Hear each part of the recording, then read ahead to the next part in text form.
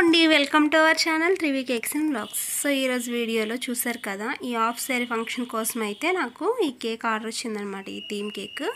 So ఈ cake నేను ఏ విధంగా డెకరేషన్ చేసుకున్నాను అనేది మీతో షేర్ చేసుకుంటానండి. సో దీనిపైన పెట్టిన చిన్న చిన్న ఫ్లవర్స్ ఉన్నాయి కదా, ఆ ఫ్లవర్స్ అనేవి నేను ఫాండెంట్ కోసం టూల్స్ ఉంటాయి కదా, సో ఫ్లవర్ టూల్స్, దాన్ని ఏమి యూజ్ చేయకుండా నేను చేశానండి. టూల్స్ యూస్ చేయకుండా ఎలా చేస్తారని చాలామంది డౌట్స్ రావచ్చు. సో ఈ వీడియో చూస్తే మీకు క్లారిటీగా అర్థమవుతుంది ఎలా చేసుకోవచ్చు అనేది. చాలా బాగా వచ్చింది.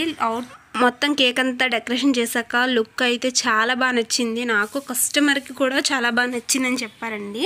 ఈ వీడియోలో కొన్ని మీకు ఫాండెంట్ గురించి కొన్ని టిప్స్ కూడా చెప్తాను. ఇప్పుడైతే నేను అంటే శారీకి అంచు లేస్ ఉంటుంది కదా, సో ఆ లేస్ని అయితే కట్ చేసుకుంటున్నానండి. ఏ విధంగా కట్ చేసుకుంటున్నానని చూడండి, మీకు క్లారిటీగా అర్థమవుతుంది.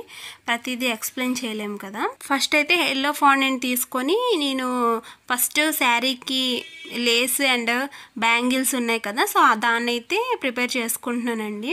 ఫస్ట్ అయితే మనము కలర్ ఉంటుంది కదా, రెడ్ కలరు, దాన్ని అయితే మిక్స్ చేసుకోకూడదు, ఎందుకంటే చేయలేంటే రెడ్ అయిపోద్ది అనమాట. మనకి ఏదైనా లైట్ కలర్స్ ఏవైనా వర్క్ ఉంటే అది ముందు చేసేసేయండి ఫాండెంట్ వర్క్లో, తర్వాత డార్క్ కలర్స్ అనేవి తర్వాత చేసుకోవాలన్నమాట. దానివల్ల ఏంటంటే మనకి డార్క్ కలర్ చేసేటప్పుడు చేయిలకి కలర్ అంటేస్తుంది కదా, సో అదైతే లైట్ కలర్స్ ఫాండెంట్కి అంటుకోకుండా మనకి ఏ కలర్ అనేది ఆ కలర్కి సపరేట్ ఉంటుంది. లేదు అంటే ఇప్పుడు రెడ్ కలర్ మనం ఫస్ట్ చేసుకున్నాం అనుకోండి, దాని కలర్ అనేది మన హ్యాండ్స్కి ఉండి ఎల్లో కలర్ని డ్యామేజ్ చేస్తుంది అనమాట. సో అందుకని చెప్పి ముందు లైట్ కలర్స్నే మనము ముందు చేసుకోవాలి. ఇప్పుడు మీకు ఫ్లవర్ ఏ విధంగా చేసుకోవాలి అనేది చూపిస్తానని చెప్పాను కదా. సో మనకు ఫాండెంట్ టూల్స్లో ఈ విధమైన టూల్ ఒకటి ఉంటుంది.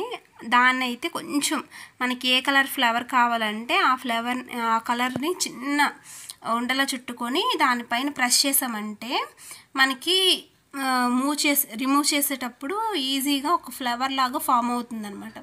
చాలా బాగుందండి. మీకు ఇప్పుడు కనిపించకపోవచ్చు, నేను లాస్ట్లో కేక్ మొత్తం చేశాక చూడండి, లుక్ అనేది చాలా బాగుంటుంది. రెడ్ కలర్ ఫ్లవర్సే కాకుండా ఎల్లో కలర్ ఫ్లవర్స్ కూడా మనకి వచ్చాయి కదా దాని మీద, సో అవి కూడా మనం అంటే ఇలాంటి టూల్స్ యూజ్ చేయకుండా, ఫాండెంట్ టూల్స్ యూజ్ చేయకుండా నేను మన దగ్గర ఉన్న నోజల్స్తోనే నేను అది కూడా చేశానండి. ఏ విధంగా చేశాననేది చూపిస్తాను చూడండి. మనకు ఆ ఫ్లవర్స్ ఎన్ని కావాలంటే అన్నీ ఈ విధంగానే చేసుకున్నాను అనమాట. నేను చాలా బాగా యూజ్ అయిందండి. చాలా అంటే నేను ఎంత టెన్షన్ పడ్డానండి కేక్ ఆర్డర్ ఇచ్చేటప్పుడు, ఏ విధంగా చేయాలి, టూల్స్ ఏమీ లేవు కదా, ఎలా చేయాలంటే ఈ ఐడియా వచ్చిందనమాట. సో ఫస్ట్ వేరే దాంతో చేశాను, బట్ అంత బాగా రాలేదు. తర్వాత మళ్ళీ దీంతో ట్రై చేశాను అనమాట. చాలా బాగా వచ్చింది. మన దగ్గర ఏమైనా టూల్స్ ఏమీ లేకపోతే కొంచెం థింక్ చేయండి, మన ఇంట్లో ఉన్న వాటితోనే మనం ఈజీగా మనం ప్రిపేర్ చేయొచ్చు అనమాట. మనం ఆలోచించాం, కొంచెం బ్రెయిన్కి కొంచెం ఆలోచన శక్తిని కొంచెం పెంచేటట్టు మనకి బ్రెయిన్కి మనం పని చెప్తే కనుక ఖచ్చితంగా మనకి ఐడియాస్ అనేవి వస్తుంటాయండి. దాంతోనే మనం చాలా ఈజీగా ప్రిపేర్ చేసేవచ్చు. ఏవైనా అంటే మన దగ్గర అందుబాటులో లేని వాటితో కూడా మనం ఈజీగా ప్రిపేర్ చేయొచ్చు అనమాట. ఏదైనా మీకు అర్థమైందే అనుకుంటున్నానండి ఏ విధంగా చేస్తాననేది. Flavour next yellow colour flowers చేస్తానని చెప్పాను కదా, అవి ఏ విధంగా చేస్తున్నానని చూడండి. ఫస్ట్ అయితే నేను ఒక స్టార్ నోజులు తీసుకున్నానండి. మీరు ఏ స్టార్ నోజుల్ అయినా తీసుకోండి, మీకు బాగా వస్తుంది అనమాట. నేనైతే కొంచెం ఎక్కువ టీత్స్ ఉన్న నోజులను అయితే తీసుకున్నాను. ఫస్ట్ ఇది కూడా ఒకసారి ట్రై చేశాను, బాగా వచ్చిందండి. చూసారా, నేను ఫాండెంట్ అనేది కొంచెం చపాతీలా రోల్ చేసుకొని నోజల్ మీద కొంచెం గట్టిగా ప్రెస్ చేస్తున్నాను అనమాట. ప్రెస్ చేసిన తర్వాత సైడ్స్కి ఉన్నదంతా తీసేస్తున్నాను. తీసాక మనకి లోపల నుండి మనకు ఒక ఫ్లవర్ అనేది సేమ్ ఫ్లవర్ లాగే ఫామ్ అవుతుందండి. చాలా బాగుంది. చూసారు, లోపల నుంచి చూపించాను. కొంచెం బయట నుండి మనము అంటే ఇప్పుడు బయట నుండి లోపలికి ప్రెస్ చేస్తే మనకి లోపల నుండి ఫ్లవర్ అనేది బయటకు వస్తుంది. నేను ఫస్ట్ అయితే ఏం చేశానంటే బయట నుండి పెట్టింది బయట నుండి తీసాను అనమాట. అదేంటంటే బాగా రాలేదు. తర్వాత ఇలా ట్రై చేశాను, చాలా బాగా వచ్చింది. ఫ్లవర్స్ అనేవి చూసారు కదా, చాలా చాలా నీట్ ఫినిషింగ్తో అయితే వచ్చాయన్నమాట. నాకైతే ఈజీగా అయిపోయింది వర్క్. నాకు ఈ ఐడియా రానంత వరకు చాలా టెన్షన్ పడ్డానండి. వచ్చాక నా వర్క్ అంతా చాలా ఈజీ అయిపోయింది. చూసారా ఎంత బాగా వచ్చాయి ఫ్లవర్స్ అనేవి, మీకు కనిపిస్తుందా? సో నేనైతే మీకు యూజ్ అవుతుందని అనుకుంటున్నానండి. మీకు యూజ్ అయితే మాత్రం ఖచ్చితంగా లైక్ చేసడం అస్సలు మర్చిపోద్దు. మీరు లైక్ చేయడం వల్ల ఈ వీడియో ఇంకొంతమందికి రీచ్ అవుతుందన్నమాట. ఎవరైనా నాన్ బేకర్స్ ఉంటే బేకింగ్ చేసే వాళ్ళకి కొంచెం షేర్ చేయండి. వాళ్ళకి కూడా యూజ్ అవుతుంది కదా, వాళ్ళ దగ్గర ఇలాంటి టూల్స్ ఏమైనా లేకపోతే. సో అందుకని చెప్పి షేర్ చేయమంటున్నానండి. అండ్ మన ఛానల్ ఎవరైనా ఫస్ట్ టైం కనుక చూస్తున్నట్లయితే ప్లీజ్ సబ్స్క్రైబ్ చేసుకోండి. అండ్ ఇప్పుడు చూసారా, నేను ఒక నేమ్ ప్లేట్ అనేది చేసుకున్నాను కదా, దాన్ని కూడా టూల్ యూజ్ చేయకుండానే చేసుకున్నానండి. మనం ఈజీగానే టూల్స్ యూజ్ చేయకుండా చాలా వరకు చేసుకోవచ్చు. అండ్ ఇంకో టిప్పు చెప్పాలి మీకు ఫాండెంట్ గురించి. ఫాండెంట్ అనేది ఎలా స్టోర్ చేసుకోవాలి వర్క్ చేశాక అని అడుగుతున్నారు చాలామంది. వాళ్ళకి ఏం చెప్తానంటే, సో ఫస్ట్ మనం ఫాండెంట్ వర్క్ అనేది కొంచెం హార్డ్గా ఉండాలా, స్ట్రెచబుల్గా ఉండాలా అనేది దాన్ని బట్టి మనం స్టోరేజ్ కూడా చేసుకోవాలన్నమాట. మనకి కొంచెం హార్డ్గా ఉండాలి అంటే మనం కొంచెం గట్టిగా ఉండాలి ఫాండెంట్ అనేది మనం అంటే దాని మీద ప్లేస్ చేస్తాం కదా. సో అప్పుడు మనకి స్ట్రెచబుల్గా ఉంటే, ఇప్పుడు బ్యాంగిల్స్ ఉన్నాయా, ఇప్పుడు నేను పెడతాను కదా, ఆ బ్యాంగిల్స్ ఉన్నాయా అవి కొంచెం హార్డ్గా ఉండాలి. మనం దానిపైన పెట్టిన ఆర్నమెంట్స్ ఏమైనా ఉంటాయి అనుకో, అవి హార్డ్గా ఉండాలి. అప్పుడు ఏంటంటే మనం ఎలా పెడితే అలా ఉంటాయి అన్నమాట. స్ట్రెచబుల్గా ఉన్నాయి అనుకోండి, మనం ఇప్పుడు గాజుల్ని స్ట్రెచబుల్గా ఉంచామనుకోండి, అప్పుడు ఏమవుతుంది, మనము గాజు అనేది కొంచెం వంగినట్టు అలా అనిపించేస్తుంది అనమాట. సో అందుకని చెప్పి అది హార్డ్గా ఉండాలి కాబట్టి నేను బయటనే స్టోర్ చేసుకున్నానండి అవి. ఎందుకంటే అది గాలి తగిలితే కొంచెం హార్డ్ అవుతాయి కాబట్టి మనం బ్యాంగిల్స్ అనేవి కొంచెం హార్డ్ అయ్యి గట్టిగా ఉంటాయి. మనం ఎలా పెడితే అలా ఉంటుంది. మనం చేసే వర్క్ ఇప్పుడు స్ట్రెచబుల్గా ఉండాలంటే ఏం చేయాలి, ఒక ఎయిర్ టైట్ బాక్స్ ఉంటుంది కదా, సో ఆ బాక్స్లో మనం స్టోర్ చేసుకుంటే కనుక మనకి అవి హార్డ్ అవ్వకుండా మనకి మనం ఎలా చేసామో అలానే ఉంటాయి అన్నమాట. సో అప్పుడు మనకి ఏవైనా ఇప్పుడు శారీ ఉందా, ఆ శారీ అనుకోండి, ఇప్పుడు నేను నార్మల్ బయట పెట్టినాక హార్డ్ అయిపోతాయి.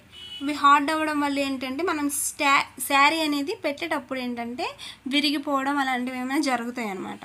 అంటే కేక్ పైన పెట్టేటప్పుడు అవి మనకి కొంచెం వంకగా పెడుతుంటాం కదా, సో దానివల్ల అవి విరిగిపోవడం అలా జరుగుతాయి. అదే కొంచెం మనం ఎయిర్ టైట్ బాక్స్లో పెట్టుకున్నాం అనుకోండి, అవి కొంచెం స్ట్రెచబుల్గా ఉండి మనం ఎటు సైడ్ పెడితే అటు సైడ్ ప్లీట్స్లా వస్తాయి అన్నమాట. మీకు ఈ ఫాండెంట్ గురించి అర్థమైంది అనుకుంటున్నానండి. అర్థం అవ్వకపోతే ఇంకా క్లారిటీగా కావాలి అంటే నాకు కొంచెం నా నెంబర్కి మెసేజ్ చేస్తే మీకు క్లారిటీగా నేను డౌట్స్ అనేవి క్లారిఫై చేస్తాను. చాలామంది నాకు మెసేజెస్ చేస్తున్నారు డౌట్స్ గురించి, వాళ్ళకి క్లారిఫై చేస్తున్నానండి నేను. ఇంకా ఈ వర్క్ కోసం కొంచెం గోల్డ్ డస్ట్ అయితే యూజ్ అవుతుంది కదా, దాన్ని ఎక్కడెక్కడ యూజ్ చేయాలో అక్కడక్కడ యూజ్ చేస్తున్నాను అనమాట. అంటే అది కొంచెం శారీకి షైనింగ్గా ఉంటుంది అనమాట, మనకి పట్టు చీరలాగా కొంచెం షైన్ అవుతూ ఉంటుంది, చాలా బాగుంటుందండి. సో ఇప్పుడైతే నేను రెడ్ కలర్ ఫాండెంట్తో శారీ ప్లీట్స్ అనేవి సెట్ చేసుకుంటున్నాను. చూసారా, మనం ఇలా లేస్గా కట్ చేసుకోవడం వల్ల ఏంటంటే మనకి ప్లీట్స్ లాగా సపరేట్గా మనం శారీని ఫోల్డ్ చేయకుండా ప్లీట్స్లో పెట్టిస్తాం, మనకి ఈజీగా అయిపోద్ది అనమాట. ఫోల్డ్ చేసామనుకో ఫాండెంట్ ఇంకొంచెం ఎక్కువ అవుతుంది, ఎందుకంటే కిందకు కూడా వెళ్తుంది కాబట్టి మనకి ఫాండెంట్ అనేది కొంచెం ఎక్కువ పట్టేస్తుంది అనమాట. ఇలా ప్లీట్స్లో పెట్టుకుంటే అంటే కట్ చేసి పెట్టుకుంటే మట్టుగా కొంచెం బాగుంటుందండి, చూడడానికి కూడా బాగుంటుంది.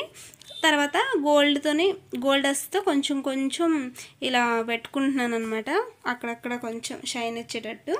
ఇప్పుడు నేను శారీని పెట్టుకున్నాను కదా ప్లీట్స్ లాగా, ఇప్పుడు అది కొంచెం బెండ్ అయ్యింది శారీ అనేది. అలాంటప్పుడు మనము ఇప్పుడు నేను దాన్ని అయితే ఎయిర్ టైట్ బాక్స్లో నేను స్టోర్ చేసుకున్నాను కాబట్టి అలా బెండ్ అవుతుంది, అంటే స్ట్రెచబుల్గా ఉంటుంది అనమాట. ఇప్పుడు నేను ఆర్నమెంట్స్ పెడుతున్నాను, అవి అయితే బయట పెట్టేశానండి.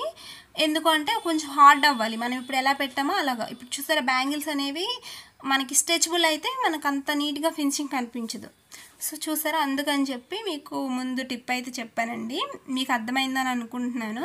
ఇక్కడ శారీ అంచు కోసం కొంచెం ఫ్లవర్స్ అయితే వేసుకున్నాం కదా, దాన్ని అయితే నేను కొంచెం విప్పింగ్ క్రీమ్ అనేది అంచులకు పెట్టేసి దానిపైన ఇప్పుడు ఫ్లవర్స్ అనేవి సెట్ చేసుకుంటున్నానండి. మనం వాటర్తోనైనా పెట్టుకోవచ్చు, లేదంటే గ్లూ అనేది ఉంటుంది ఫాండెంట్కి కోసం, కొంచెం గమ్ లాంటిది ఉంటుంది, దాన్ని అయితే మనం సెట్ చేసుకోవచ్చు. నేనైతే ఇక్కడ విప్పింగ్ క్రీమ్ని యూజ్ చేస్తున్నానండి. చూసారా, విప్పింగ్ క్రీమ్ని చిన్న డాట్స్లో పెట్టుకుని దానిపైన ఫ్లవర్స్ అనేవి పెట్టుకుంటే మనకి ఈజీగా అవి స్టిక్ అయిపోతాయండి. దానికోసం మనం ఇంకా సపరేట్గా గ్లూ అన్నీ కొనాల్సిన పని ఏమి ఉండదు, కావాలంటే మీరు కొనుక్కోండి. నా దగ్గర అయితే గ్లూ అనేది ఏం లేదనమాట. సో నెక్స్ట్ వచ్చేసి రెడ్ కలర్ ఫ్లవర్స్తో కింద బార్డర్ అనేది వేసుకున్నానండి.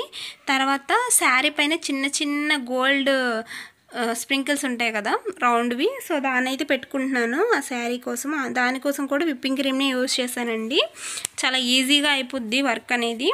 లాస్ట్ వరకు చూసిన వాళ్ళు కేక్ ఎలా వచ్చింది అనేది కింద కామెంట్ సెక్షన్లో చెప్పడం అస్సలు మర్చిపోద్దండి. ఇక్కడైతే కేక్ సింపుల్గా ఉందని చెప్పి నేను పైన చిన్న షుగర్ బాల్స్ ఉంటాయి కదా, గోల్డెన్ బాల్స్, దాన్ని అయితే డస్ట్ చేసుకుంటున్నానండి, వేసుకుంటున్నాను. ఎందుకంటే కేక్ అనేది కొంచెం ప్లెయిన్గా అనిపించింది అనమాట నాకు, అందుకని బాల్స్ అనేవి పెట్టుకుంటున్నానండి.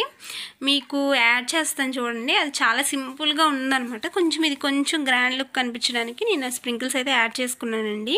నెక్స్ట్ ఇక్కడ నేమ్ ప్లేట్ అనేది రాసుకున్నాను కదండి, దాన్ని అయితే సెట్ చేసుకుంటున్నాను. దానిపైన రాసుకున్న నేమ్ వచ్చేసి ఎడిబుల్ పెన్ ఉంటుందండి, ఎడిబుల్ పెన్తోనే రాసుకున్నాను అనమాట. సో లాస్ట్ ఫైనల్ లుక్ అయితే ఈ విధంగా వచ్చిందండి. ఏ కేక్ ఎలా అనిపించిందో కామెంట్ సెక్షన్ చెప్పడం అస్సలు మర్చిపోద్దు. నచ్చితే లైక్ చేయండి అండ్ ఛానల్ సబ్స్క్రైబ్ చేసుకోండి.